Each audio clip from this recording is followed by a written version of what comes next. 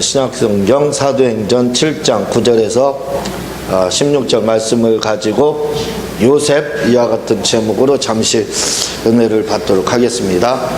7장은 말씀드렸듯이 스데반의 설교인데 가장 영감 넘치는, 영감 있는 그러한 설교를 이렇게 어쩌면 그 제자들보다 더 영감 있는, 더 깊은 내용들을 다루고 있는 것을 스데반 설교를 통해서 이렇게 발견할 수 있게 되는데, 스데반의 설교에 먼저 시간 말씀을 드렸듯이 첫 번째 설교는 아브라함이었습니다. 아브라함에 대해서 이제 이렇게 이야기를 하고, 그리고 오늘은 두 번째 그 설교에 해당하는데 바로 요셉에 대한 설교를 이렇게 이야기를 하고 있습니다.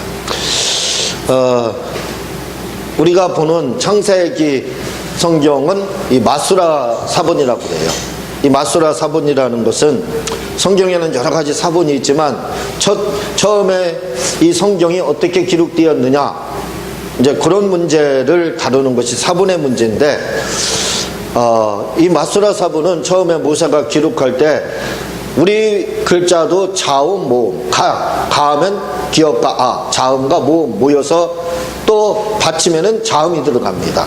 이렇게 자음, 모음, 자음 해가지고 한 글자를 형성을 하는 것처럼 역시 히브리어도 똑같이 자음, 모음으로 이렇게 되어 있는데, 모세가 성경을 기록할 때는 자음, 모음으로만 기록한 것이 아니라 자음으로만 기록을 했습니다.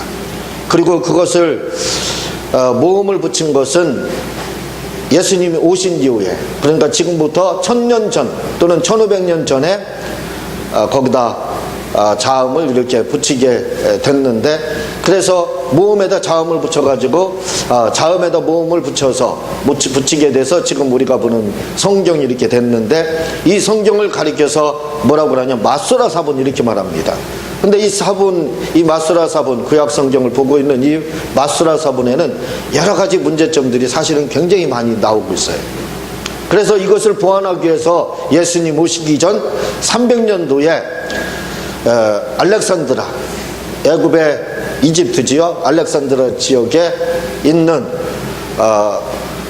아주 그 율법가, 학문에 뛰어난 그러한 72명을 선발해서 성경을 공용어 성경인, 공통어 성경인 히브리어 성경을 헬라어로 이렇게 번역을 해서 최초로 번역한 성경이 있는데, 그 성경이 바로 70인역입니다. 예수님도 그 70인역을 보셨지 마수라 사본을 보시지 않고, 또 제자들도 역시 똑같이 그렇게 했습니다.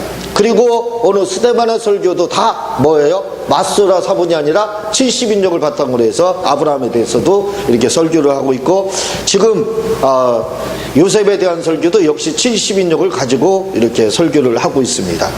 그래서 70인역으로 설교를 하기 때문에 제가 작년에 1년 동안에 70인역을 창세기 편을 번역을 했습니다. 그래서 그것을 바탕으로 해서 성경을, 창세기를 보게 되면 참 신비로운 부분, 새로운 부분, 풀리지 않았던 이러한 난해들, 이런 부분들이 자연스럽게 이렇게 풀리는 것을 볼 수 있게 되는데, 70인역으로 요셉을 알기 위해서는 그의 어머니를 알아야 됩니다. 그의 어머니 라헬, 그리고 레아, 야곱의 그 아내들이죠. 야곱의 아내들, 이스라엘의 후손들. 이스라엘이라는 것은 야곱을 말하죠. 야곱의 후손들, 12집, 12아들이 있는데 그것이 12족장을 이루고 12지파를 이뤄서 12조상이 되게 됩니다. 그 12조상을 형성한 사람이 누구냐? 바로 야곱입니다. 야곱. 근데 그 야곱에게는 레아라고 하는, 그리고 라헬이라는 두 아내가 있었죠. 두 아내는 자매입니다.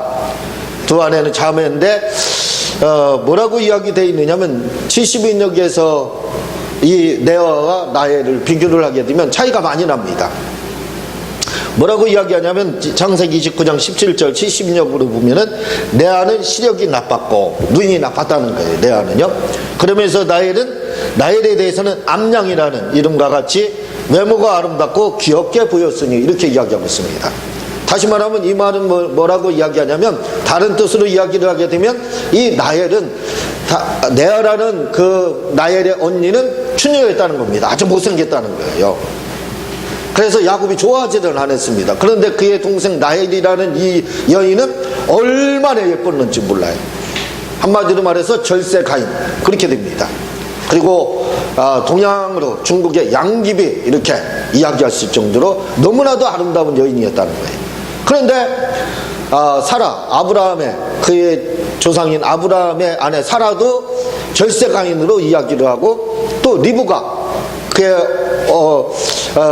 어머니 리브가, 야곱의 어머니 리브가도 역시 절세 가인으로 이야기를 하고, 그리고 나엘, 이렇게 3대에 걸쳐서 절세 가인으로 이야기를 하고 있습니다. 그런데 그보다 중요한 것이 또 한 가지 있는데, 그런데 그 사라와 그리고 나엘을 70인 여서는 마치 악처로다 여깁니다. 악처. 굉장히 성격이 좋지 않은 사람으로 이렇게 이야기를 하고 있어요. 그래서 시기질투가 많은 그런 사람으로 이렇게 표현을 하고 있는데, 그래서 우리나라 노래에 얼굴만 예쁘다고 여자의 그 말이 그래서 나온 것 같아요. 창세기의 나엘이 너무나도 이 사람이 다 얼굴이 예뻤다는 거예요. 근데 여자는 얼굴만 예뻤지 속은 예쁘지가 않았다는 겁니다. 창세기 29장 31절에 보면은, 그래서 이 나엘이 성격이 너무나도 좋지 않은 거예요. 시기 질투의 화신입니다. 그래서 하나님이, 주님이 레아를 몹시 싫어함을 보고, 야곱이 레아를 그냥 싫어한 게 아니에요. 워낙 못생겼나 봐요. 그래서 몹시 싫어했다. 아주 추녀라. 그렇게 몹시라는 말이 강조용법으로 들어가고 있습니다. 몹시 싫어함을 보고 그녀의 자궁을 열었으니, 태를 열었다는 거예요. 그래서 자녀를 임신하게 해서 이제 많은 자녀를 낳게 되는데, 나엘은 성격이 너무나도 못돼가지고 불임이었더라, 이렇게 나오고 있습니다. 하나님이 태문을 닫았다는 거예요. 이게 누구냐면 이 나엘이 말씀을 드렸듯이 요셉의 어머니가 되고 있습니다. 그래서 이 레아를 통해서 루벤, 그리고 시몬, 그리고 레위, 유다 지파, 유다의 후손에서 예수님이 오시잖아요. 그게 누구냐면 레아에게서 이렇게 나왔다고 하는데, 창세기 30장 1절에 보면은 나엘은 자신이 야곱의 아이를 결코 낳지 못하는 것을 보고 자기 언니를 질투해 야곱에게 말하기를, 자식을 나에게 낳게 하라. 그렇게 하지 않으면 내가 죽겠노라. 야곱에게 이제 자식을 못 낳으니까 언니는 순풍순풍 잘 낳잖아요. 근데 자기는 못 낳으니까 어떻게 해요? 낳게 해달라. 그러면 죽겠다. 야곱이 이제 거기에 내가 하나님이냐? 이렇게 이제 이야기를 하는데, 한마디로 나엘을 가리켜서 뭐라고 이야기하냐면 질투의 화신, 이렇게 이야기를 합니다. 30장 4절에 보면은, 그리고 그 여자의 여종 비라를 남편에게 아내를 주며 야곱이 그 여자를 향하여 들어갔더니, 그래서 나엘이 자기가 자녀를 못 낳으니까 어떻게 돼요? 자기 이 몸종 비라를 이렇게 아내로 주게 됩니다. 그래서 창세기 30장 6절에 보면 나엘이 말하기를, 낳았어요. 비라가 자녀를 낳았어요. 그래서 나엘이 말하기를, 하나님이 나에게 복수하게 나의 소리를 들으시고 나에게 아들을 주셨도다요. 간이라는 이름을 붙였는데 그 뜻이 뭐냐면, 헬라어 뜻으로 뭐냐면 복수, 그런 뜻입니다. 성격이 진짜 못됐어요. 아이들, 자기 자식이 아니라서 그런지 몰라도 자기 자식도 그래요. 역시 자기 몸뚱이였던 비라가 자녀를 낳았는데 그 자녀의 이름을 뭐라 그러냐면 복수라고 줬어요. 복수. 언니에게 복수했다 이거예요. 복수. 자녀를 낳아서 복수라는. 참 나엘이 성격이 굉장히 못됐습니다. 그리고 6절에 보면 나엘이 말하기를, 7절에 보면 나엘이 여종 비라가 다시 임신하여 두 번째 아들을 낳았는데 둘째를 낳았어요. 그래서 비라가 또요, 나엘이 말하기를, 하나님이 나를 붙잡아 주셔서 나의 언니를 역으로 이기게 하였다. 그의 이름을 싸워서 이겼다 하여 납달리라 불렀더라. 언니하고 싸워서 이겨서 태어났다 해서 납달리. 이름을 이렇게 개팍하게 지어진 거예요. 자식 이름에게. 그 이름은 이름대로 그대로 되게 되는데, 이름을 아주 나쁜 이름으로 이렇게 지어졌다 이거죠. 그런데 이 레아, 얼굴은 참 못생겼지만 마음이 비단결같이 고운 사람입니다. 마음이 온유하고 이해 폭이 넓고 마음이 굉장히 넓은 사람이에요. 레아는요. 근데 이 레아가요, 창세기 30장 10절에 보면은 야곱이 레아의 여종 실바에게 들어가니 실바가 임신을 해서 이제 여종을 준 거죠. 그래서 또 임신의 아들을 낳았어요. 그런데 레아의 성품 이런 데서 드러나는 겁니다. 자기 몸뚱을 통해서 아이가 나왔는데 그 아이의 이름을 레아는 뭐라고 졌느냐면 레아의 여종 실바가 임신하여 다시 레아가 말하기를 나는 행복하다. 여자들이 나를 행복하다 말하기 때문에 그의 이름을 행복한 자라 해서 아셀 이렇게 졌다는 거예요. 아셀. 남편으로부터 그렇게 사랑받지 못하고 남편을 아주 몹시 싫어하는 그렇게 가까이 하지 않았던 그 여인인데도 불구하고 레아인데도 불구하고 그리고 그 몸중에서 자녀가 태어났음에도 불구하고 행복으로 줬습니다.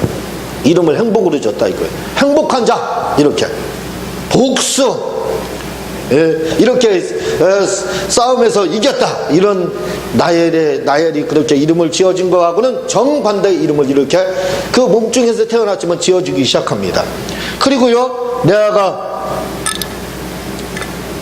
레아가 말하기를 나의 남편에게서 나의 여종을 주었으므로 대신 나의 급여를 하나님이 주셨다. 그 이름을 하나님의 싹 또는 보상이라는 뜻으로 이사갈이라고 불렀으며 또 다시 이제 자녀를 낳았는데 이사갈 하나님이 나에게 싹스로 주셨다. 급여로 주셨다. 이렇게. 그러니까 이사갈도 항상 급여를 받는 그런 사람이 되겠죠. 그리고 레아가 말하기를 하나님이 나에게 무리로 좋은 선물을 주셨다. 또 다시 체험을 통해서 자녀를 낳았죠. 그랬더니 그 이름을 뭐라고 그러나 하나님이 나에게 무리로 좋은 선물을 주셨다. 아들 6을 낳았기에 이제는 이 일로 인해 남편이 나를 선택할 때가 되었다 하여 그 이름을 선물이라는 뜻으로 스불론 이렇게 불렀더라. 레아가 이름을 몸중에서 태어난 그 자녀들의 이름이지만 다 이름을 좋은 이름으로 지어줬습니다. 그런데 나엘은 그렇지 못해요. 자기 자식에게도 역시 똑같아요. 이 요셉도 그렇고 베냐민도 역시 똑같습니다. 그리고 그 몸중에서 태어난 그 자녀들의 이름도 복순이 막 싸워서 무조건 승리하는 그런 이름으로 이렇게 지어졌습니다. 그가 잉태하여 야곱의 아들을 낳고 나엘이 말하기를 나엘이 이제 자녀를 낳았어요. 하나님이 나의 치욕을 떼어버리셨도다.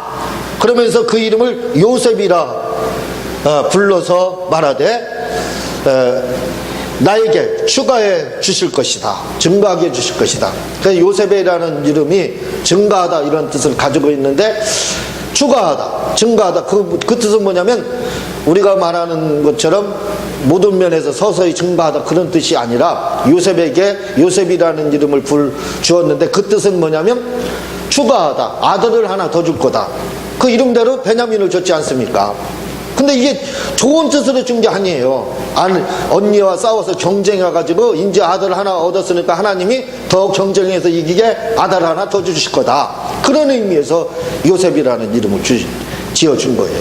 근데 하나님께서는 이 요셉이라는 이름, 비록 라헬이 경쟁심에 의해서 시기 질투로 인해서 요셉이다, 증가하다, 추가하다 이런 이름을 져줬지만 하나님께서는 그 이름을 긍정적으로 해석을 하셨습니다.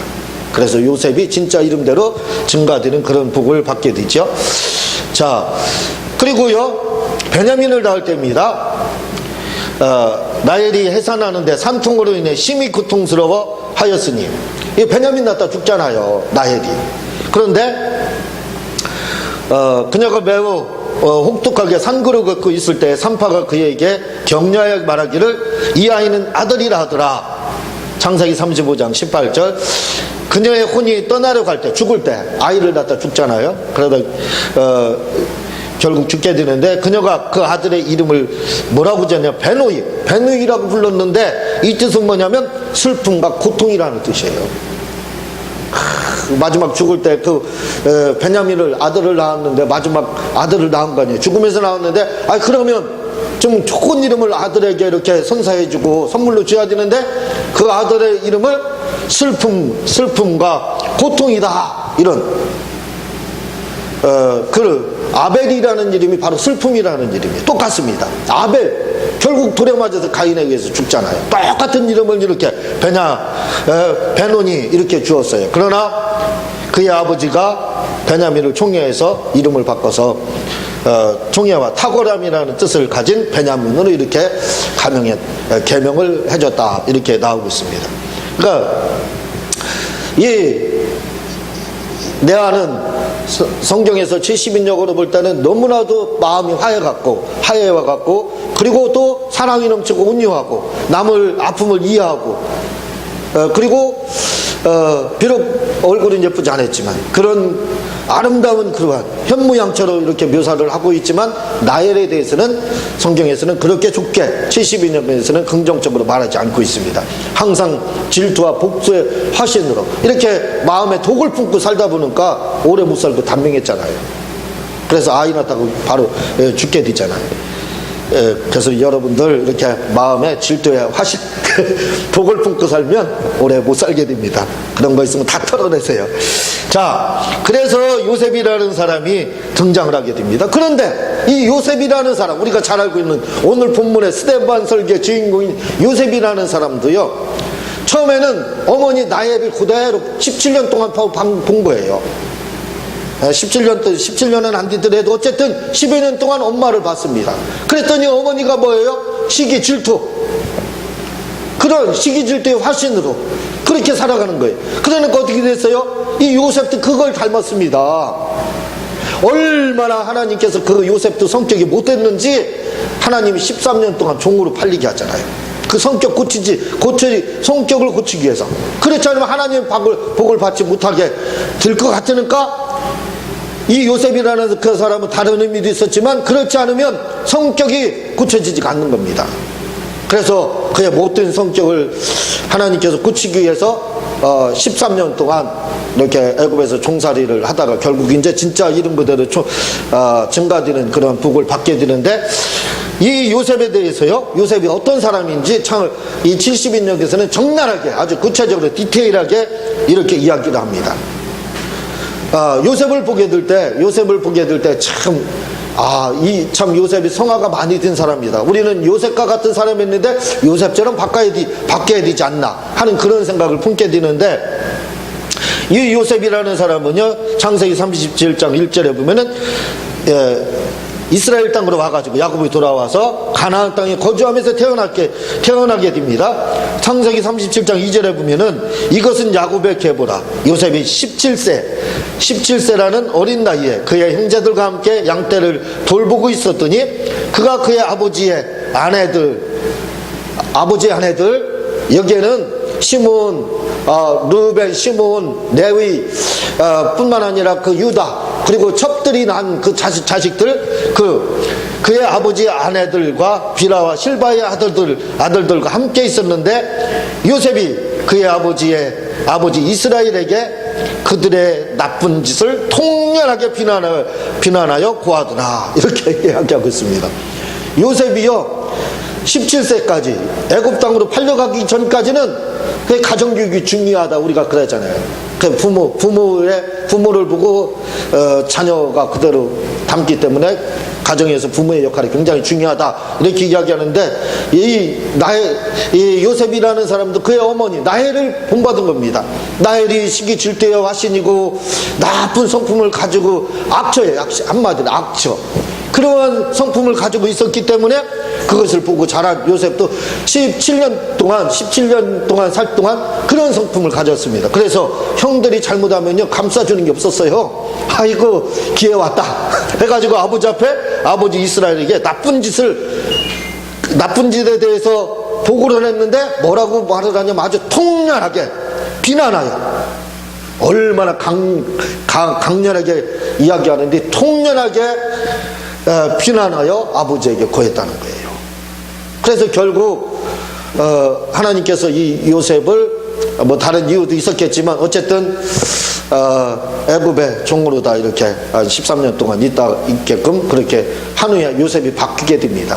여러분들이 창세기 39장부터 요셉에 대한 이야기가 나오죠. 요셉이 이제 그 보디발의 집에서 있다가 또 감옥에 있다가 애굽에 총리되는 이런 가정들, 그리고 형님들 만나는 이런 가정들이 나오게 되는데, 그때 그 이후의 모습을 보게 되면 요셉은 형님들에 대해서 너무나도 진짜 이해심이 많고, 그리고 자비롭고 온유하고, 마치 레아와 같은 그러한 성품으로 변해 있는 것을 발견하게 됩니다. 그러니까 그런 성품이 엄마 라헬을 닮아서 엄마와 같은 성품을 가졌던 이 요셉이 13년의 그 고난을 통해서 결국은 레아와 같이 하나님의 사랑을 받는, 하나님의 사랑을 받았던 그 레아와 같은 그러한 사람으로 성화가 되고 바뀌게 되니까 그때부터 하나님께서 이 요셉을 쓰기 시작했더라 이거예요. 그런데 그때 요셉에 대해서 오늘 말씀해 보게 되면 뭐라고 이야기를 하게 되냐면, 9절 한번 읽어보시겠습니다. 9절 시작.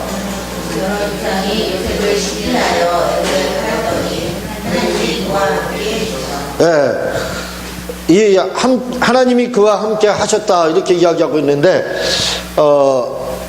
70인역에서는 하나님이 그와 함께 하셔서 형통했는데, 형통이라는 뜻을 뭐라고 하냐면 운이 따르더라, 행운이 따르는 자, 재수가 있는 자 이렇게 되어 있습니다. 그래서 하는 일마다 복을 받았더라 이렇게 이야기를 하고 있고, 창세기 39장 23절에 보면요, 수석수장은 그의 손에 있는 모든 어떤 것이라도 알아보려 하지 않았으니, 이거 감옥에 있을 때 이는 주께서 그와 함께 하셔서 그가 매우 잘 행했고 그 손에는 주님의 향수가 있었기 때문이더라. 그러니까 요셉의 손에는 뭐가 있었냐면 항상 주님의 향수가 있었다는 거예요.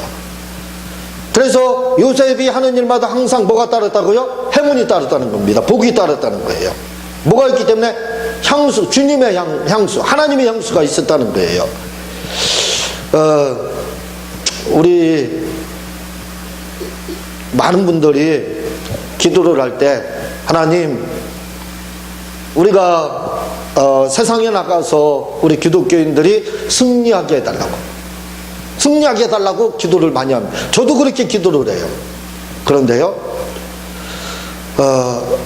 세상에 나가서 승리하게 해달라고 기도를 해서 그러는지 모르지만, 우리 기독교인들이 교회에서도 그렇고 나가서도 그렇고 예수님처럼 살려고는 안 해요. 누구를 만나든지 집 밟고 이기려고만 합니다. 왜? 승리하게 해달라고 했기 때문에. 이 승리한다, 승리한다, 이거 좋은 겁니다. 나쁜 것은 아니에요.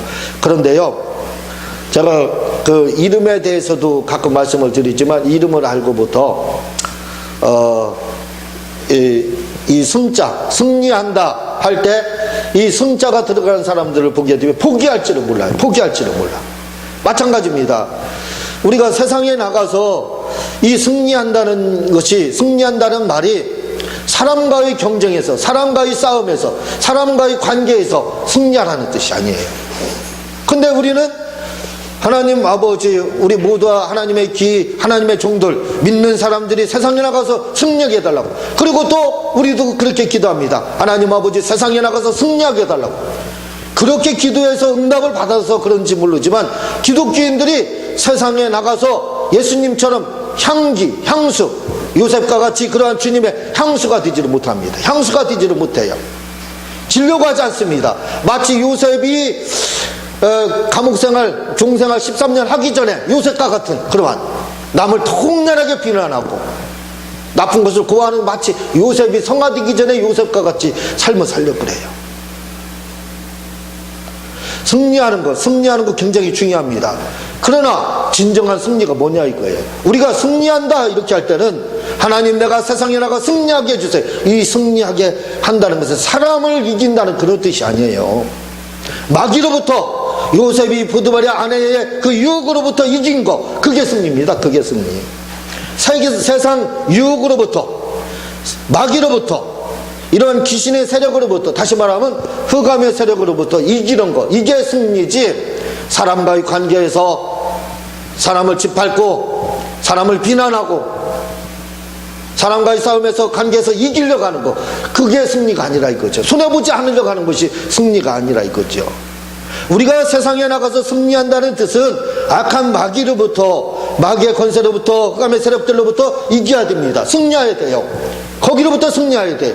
그리고 우리가 승리한다는 것은 뭐냐면 지면서 사는 것이 승리하는 거예요. 예수님처럼 사는 것, 그게 승리라 이거죠.